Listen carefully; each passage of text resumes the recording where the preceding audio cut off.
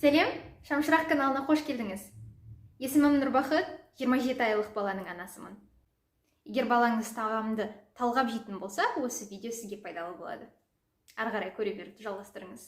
Баламен бірге тамақ істеу, ол күнделікті біздің қарбалас өмірімізде баламен сапалы уақыт өткізуге арналған бірден-бір дүние.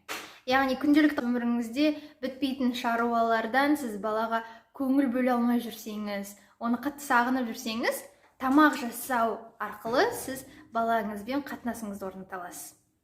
Мария Монтессоридің философиясына жүгінсек, ол кісі балаларға практикалық, яғни күнделікті өмірде ересек адамдардың жасап жүрген тірліктерін балаларға тапсыру арқылы және де сол балаларды дамытумен қатар жүреді. Соның бірі осы тамақ жасау. Балаларға практикалық, яғни өмірлік қажетті дағдыларды үйрету арқылы балаларды осы процеске жүгіндірсек, сол кезде бала өзіне деген қажетті дағдыларды үйренеді, онымен қоса сізге көмектеседі және де бұл жерде процестен ләззат алуды көрсетеді.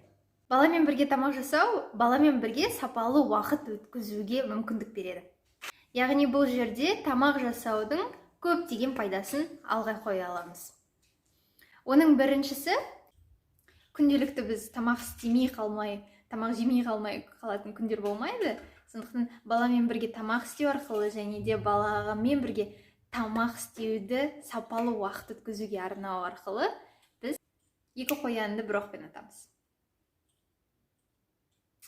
Яғни күндіз бойы сіз жұмыста жүресіз, немесе қолыңыз тимейді, балаға қарап отырсыз, анда шаруаңыз бар, мында шаруаңыз бар, бірақ кешкісін немесе белгілі бір уақытты арнап баламен бірге тамақ істеуге ұмтылысыңыз, сол баламен бірге естелік жасайтын және сапалы уақыт өткізетін тамаша қозғалыс. Баламен бірге тамақ істеудің көптеген пайдасы болғаны емес, солардың бірі баламен бірге тамақ жасау кезінде бала қарапайым математиканы үйренеді. 4 ас қасық ұн, 2 стакан су, 2 ас қасық ұн, немесе 2 стакан су, немесе 3 стакан сүт деген сияқты ингредиенттерді алған кезде ол математиканы, яғни санауды үйренеді. Одан бөлек балаға араластыратын құрылғыларды берген кезде оның ұсақ және де ірі бұлшықеттерінің дамуы жүреді. Яғни білектерінің бұлшықеттері, саусақтарының бұлшықеттері осы жерде дами алады. Бала үнемі қозғалыста болу арқылы келешекте жазуды да осы араластыру арқылы үйренетін болады. Тағы да айта кететін жағдай, баламен бірге тамақ жасау арқылы ол өзіне қажетті өмірлік дағдыны үйреніп жатыр. Біз балаларымыздың сенімділігін арттырамыз. Яғни ол бүкіл процестен ләззат алып, сізбен бірге сапалы уақыт өткізіп жатыр. Онымен қоса тамақ дайын болған кезде бала өзін сондай мақтан тұтатын болады. Солайша ол өзінің сенімділігі артып, яғни менің қолымнан бір нәрсе келді деп ойлайды.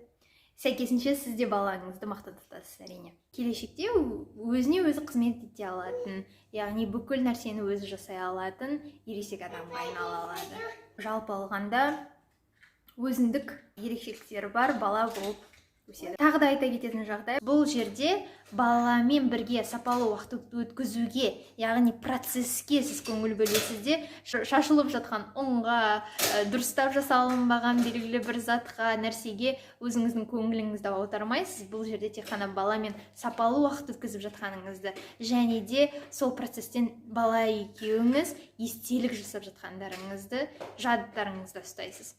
Солайша бұл жерде балаға тамаша естелік қалдырып жатсыз. Сол кезде сіз балаңызбен өзінің қалай сезініп жатқанын сұрасаңыз болады. Мысалы, жұмыртқаны былай жарып, араластырып жатқан кезде өзінің қызық процесті көріп жатқанын, немесе оған тұз салған кезде қандай реакция болғанын, сүт құйған кезде қандай реакция болғанын сұрап отыра, супер тамаша естелік жасайсыз. Бұдан бөлек, видеом басында айтқанымдай, баламен бірге тамақ жасау кезінде сіз баланың сол жасаған, өзі дайындаған тамақты жеуінің мүмкіндігін артасыз. Яғни балаңыз күнделікті даму процестеріне байланысты бала ұсынған тамақты жемеуі мүмкін. тамақ жемеуінің бірінші себебі балалар үнемі зерттейді. Яғни бір жаңа тағамды сіз оған ұсынсаңыз, ол оған қауіпті ме, қауіпсіз бе деп миы ойлайды да, оған мүлдем тиіспеуі де мүмкін.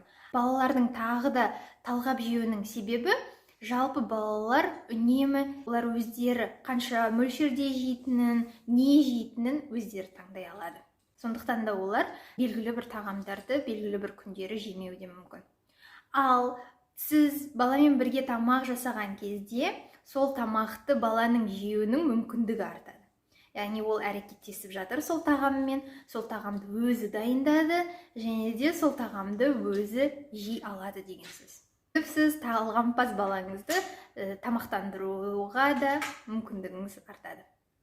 Сонымен баламен тағам жасау арқылы сіз бірнеше қоянды бір оқпен ғана атып тұрсыз.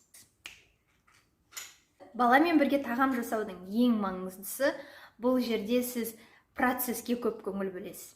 Яғни, баламен бірге тағам жасасаңыз, бұл жерде барлығы шашылады. Ана жерде ұн болады, мына жерде ұн болады, мына жер дұрыс шайқалмай қалады.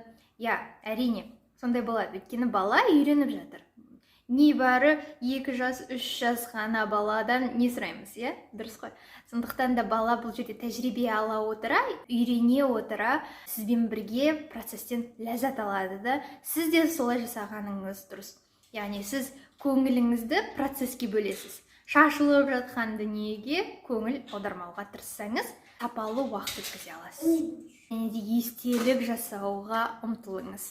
Солай ғана сіз баламен бірге сапалы уақыт өткізе аласыз. Себебі бала сізбен бірге қазір уақыт өткізіп жатыр да, сізбен бірге қызығушылығы артып, тамаша уақытын өткізіп, естелік жасап жатыр. Сондықтан да сіз бұл жерде шашылып жатқан дүниеге көңіліңізді аудармай, керісінше, сол баламен уақыт өткізіп жатқаныңызды, белгілі бір тағам дайындап жатқаныңызды ойлап тұрсаңыз, тамаша уақыт өткізе аласыз.